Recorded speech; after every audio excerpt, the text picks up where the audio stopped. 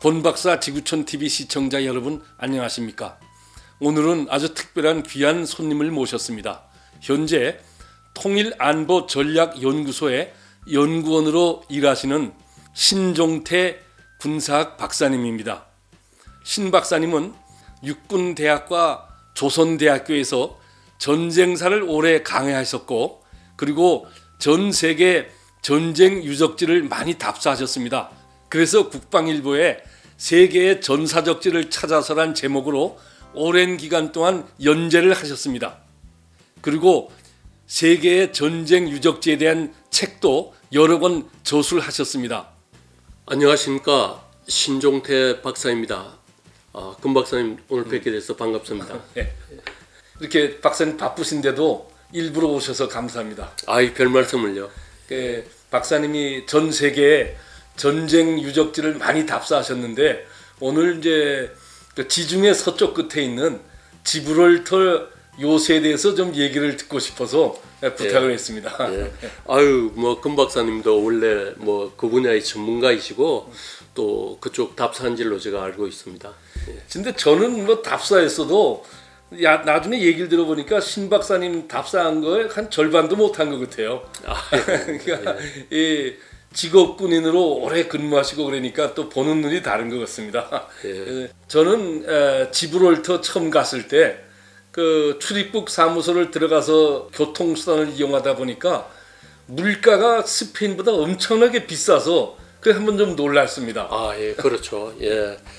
제가 갔을 때는 한국의 코로나가 굉장히 심각한 문제로 대두되고 있을 때였습니다. 그리고 모든 외국의 언론도 이 한국의 코로나 사태에 대해서 아주 민감한 시기였기 때문에 입국하는데 상당한 애로를 느꼈습니다. 좀 문제점이 있었습니까? 아닙니다. 실제 가서 보면 이제 스페인에서 지브롤타를 넘어갈 때는 자유롭게 대부분 다 들어가고 여권만 확인하고 이제 들어가는 상태에 있었는데, 유독 한국인임이 확인되니까 저만 격리해서 오랫동안 신문하듯이 꼬치꼬치 캐물었습니다. 그래서 별 문제는 없었어요? 여권을 해소해 가서 그 사람들이 토의하는 걸 보고 야, 이러다 잘못하면 들어가 보지 못하겠구나 하는 걱정이 앞섰습니다. 근데 하여튼 들어가셨네요. 그럼 그 한국 여권이 좀 외국 가면 파워가 있어요. 그럼요. 예, 한국 여권만 가지면 제가 느낄 때는 세계 어느 국가를 들어가든지 간에 특별한 문제가 없었습니다. 하여튼 그동안 한국에도 이 경제 발전이 많이 되고 그러니까 그런 이유에서인지 하여튼 간에 저도 해외여행을 한 몇십 년 해봤지만은 점점 그 한국의 위상이 높아지는 것을 느낍니다. 저도 한국 여권을 내밀 때마다 우리 대한민국에 대한 자부심이 은근히 느껴지고 있습니다. 맞습니다. 박사님, 근데 그 영국이 18세기 초에 스페인으로부터 이 지브롤터를 이제 뺏었지 않습니까? 근데 그 이후부터 여태까지 제가 알기로는 스페인이 좀 반환해달라는 그런 요구를 하는 걸로 알고 있는데 좀 어떻습니까?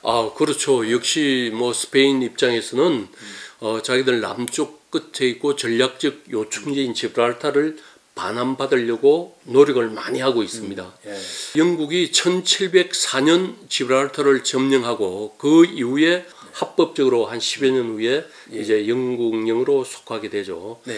특히 1960년대 후반에 프랑코 총독이 스페인을 이제 통치하게 됩니다. 그때는 16년간이나 이제 지브랄터 그 국경선을 폐쇄를 하고 굉장한 압력을 가했습니다. 스페인이 1960년대에 이제 강력하게 요구했기 때문에 영국 입장에서는 주민 투표에 해부해서 영국령으로 남을 것인지 스페인령으로 남을 것인지 투표를 실시한 적이 있습니다. 그때도 대부분의 주민들이 영국령으로 남기를 원했죠. 그리고 2000년대 초에 또 그 비슷한 일이 있었지만 사실 대부분의 주민들이 영국령으로 남기를 원했습니다. 그래서 영국은 그냥 그 주민의 투표를 근거로 스페인의 요구를 좀 무시하고 있는 좀 그런 상황이겠네요. 그렇습니다. 그렇군요. 그 다음에 지금 지브롤터가 면적이 조그맣지 않습니까? 그게 그런데 거기 지브롤터의 역사를 예. 그 한눈에 좀 볼 수 있는 예. 그런 뭐 박물관 이런 게 있습니까? 예, 지브롤터 시내 중심부에 역사 박물관이 있습니다. 그 역사 박물관은 규모는 별로 크지 않지만 로마 시대 때로부터 시작해서 현재 이래까지 지브롤터가 변해온 그 역사를 정리를 잘 해두고 있습니다. 예. 그 크지도 않은 그런 동네에 또 그런 박물관이 있구만요. 예. 그리고 이제 보면은 지브롤터가 큰 바위로 돼 있지 않습니까요? 예. 그 바위 안에다 영국군이 그 요새를 건설했지 않습니까요? 예. 그 터널 이런 거 다 예. 만들어 놓고 방어 시설을 만들어 놓고 했는데 어떻습니까? 이 터널 안에 다 들어가 보셨습니까? 예. 그거 좀 설명 좀 예. 해주시죠. 현재 그 지브롤터 그 바위산은 해발 약 한 423m 정도 되는 큰 바위산으로 되어 있습니다. 그런데 실제 그 바위산에 많은 요새들이 있지만 일부 구간은 관람객들에게 개방을 하고 있습니다. 저는 그 수백 미터에 달하는 그 동굴 요새를 보면서 야, 정말 영국인들이 대단하다 이런 걸 많이 느꼈습니다.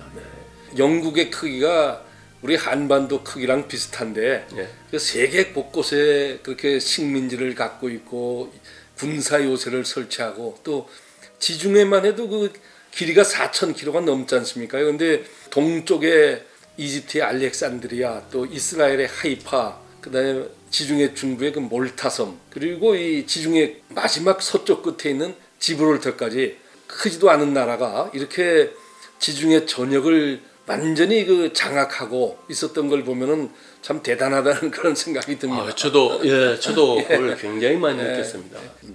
실제 현재 영국의 인구는 한 6천만 내지 6,200만 내외입니다. 그리고 우리 남북한을 합치면 우리 한반도의 인구 자체가 한 7,500만 정도 되죠.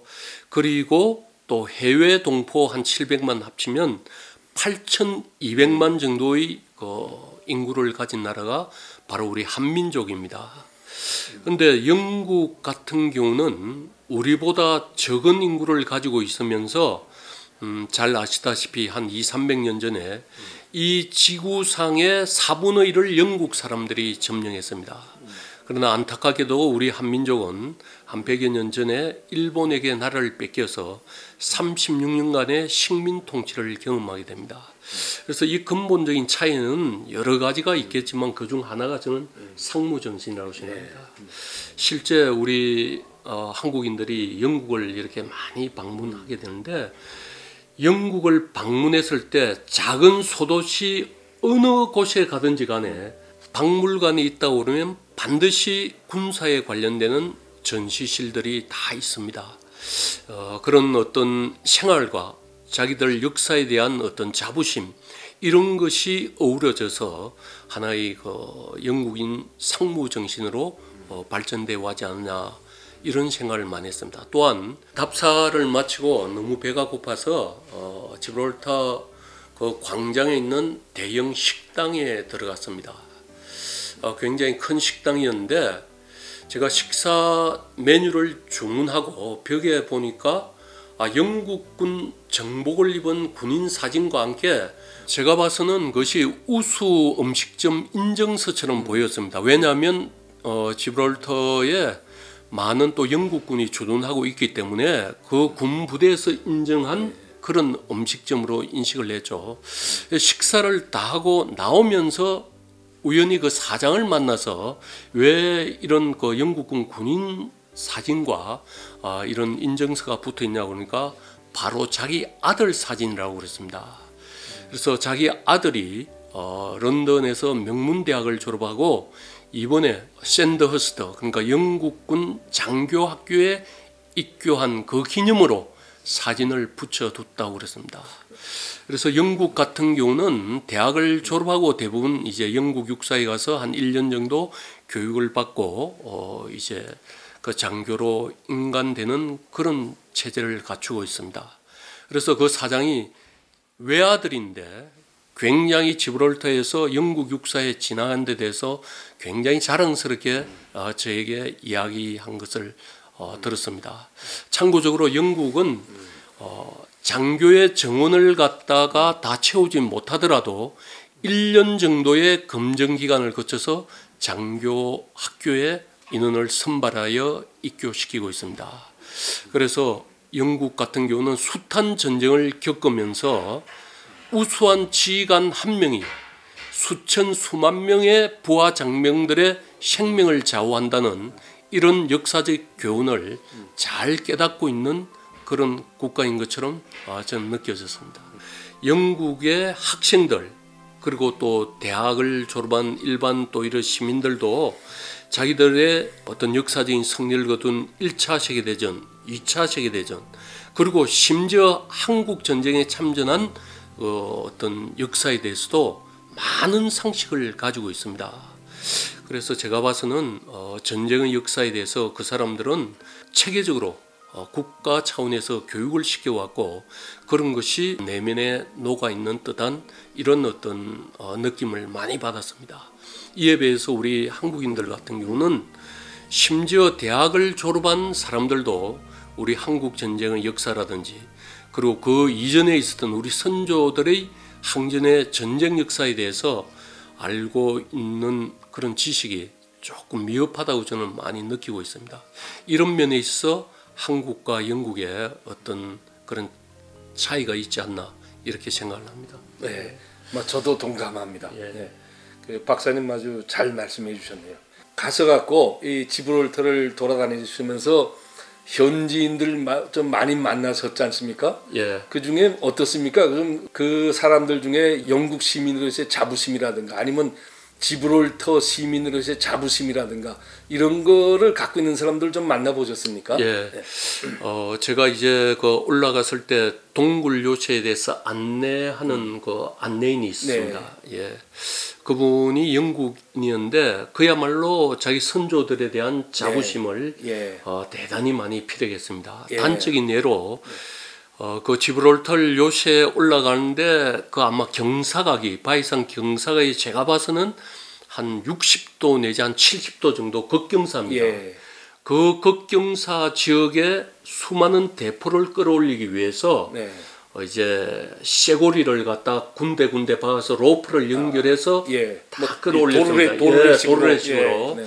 끌어올렸는데 네. 그 안내인이 자기들 선조들이 그런 고통을 감수해가면서 대포를 거기 설치하고 네. 한 300여 년 동안 그 요새를 갖다가 영국 땅으로 만들었다는 데 대해서 예.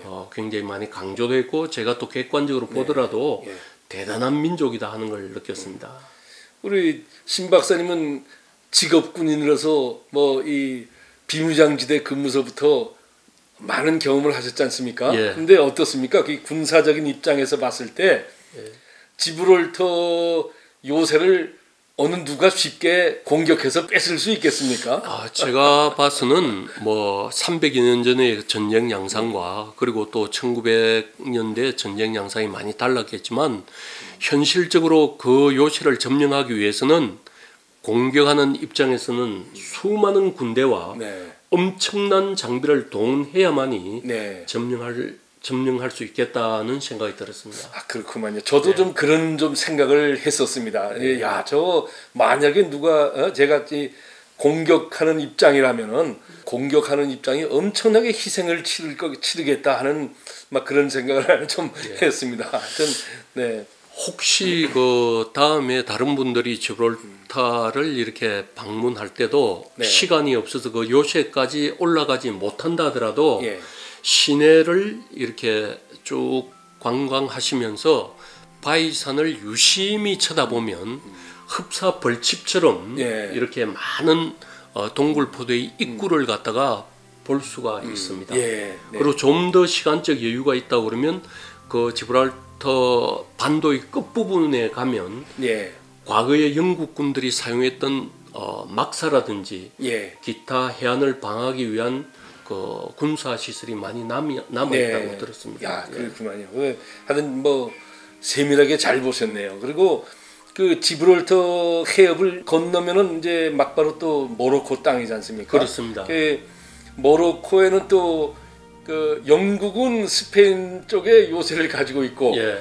반대로 또 스페인은 또 모로코 쪽에 그 요새를 가지고 있지 않습니까? 그러니까 이 언제 또 기회가 되면은 신 박사님 그쪽에도 다 가보셨죠? 예, 다 가봤습니다. 지브랄터 같은 경우는 국제적인 전략 요충지라고 할 수 있죠. 사실 그 지중해에 있어서 1869년도에 수에즈 운하가 개통이 됩니다. 따라서 이 수에즈 운하 개통으로 인해서 수많은 세계 각국의 선박들이 지중해를 거쳐서 수에즈 운하를 거쳐서 그리고 인도양으로 빠져나가게 됩니다. 그러면서 지브랄터의 어떤 전략적 가치가 굉장히 높아졌죠. 그리고 실제 지브랄터 요새지 위에서 아래로 내려다보면 웬만한 군용기들은 착륙할 수 있는 긴 활주로를 가진 비행장이 나타납니다. 그 항구 부분에는 영국 해군의 중요한 해군 기지가 있고 또 그 반대편에는 영국 공군이 그 주둔하는 그런 병력이 그대로 내려다 보입니다. 일설에 의하면 영국의 핵 잠수함이나 기타 핵 전력이 가끔씩 지브랄터 요새에 전개한다는 그런 이야기도 있습니다. 특히 1940년대 2차 세계대전 때는 영국이 전력을 다해서 지브랄터 자체 지하 도시를 건설하고 만일의 경우 히틀러군이 침공하면 대비를 많이 했다고 합니다. 그런 시설들은 현재 일반인들에게 공개를 하고 있지 않습니다. 이처럼 여러 가지 사항을 종합했을 때 지브랄터는 세계적인 전략 요충지로서 앞으로도 계속 그 지위를 유지할 것으로 생각이 됩니다. 이런 전략적 요충지에 대해서 스페인이 아무리 영국에게 반환을 요구한다 하더라도 제 개인적인 의견으로서 절대 반환하지 않을 것 같습니다. 그리고 흔히 우리가 내로남불이라는 그런 우스갯소리를 많이 하죠. 바로 지브랄터 건너편에 세우타라는 모로코령에 속하지만 스페인의 또 요새지가 있습니다. 지브랄터와 똑같은 상황이죠. 모로코 정부에서 계속 스페인에게 그 반환을 요구하지만 스페인이 모로코에 반환하지 않고 있습니다. 그러면서 또 스페인은 지브랄터 요새를 영국으로부터 반환받으려고 그러고 있죠. 이것이 제가 느낄 때는 국제 정치의 현실이라고 생각합니다. 맞습니다. 국제 정치라는 게 참 냉엄하죠. 맞습니다. 이번 시간에는 또 시간상 얘기 못 하시더라도 나중에 언제 또 기회가 있으면 한번 아프리카 땅에 있는 스페인 요새에 대해서 한번 또 시간을 내주시면 감사하겠습니다. 예, 알겠습니다. 바쁘신데 이렇게 시간을 내주셔서 좋은 설명해 주시고 감사합니다. 고맙습니다.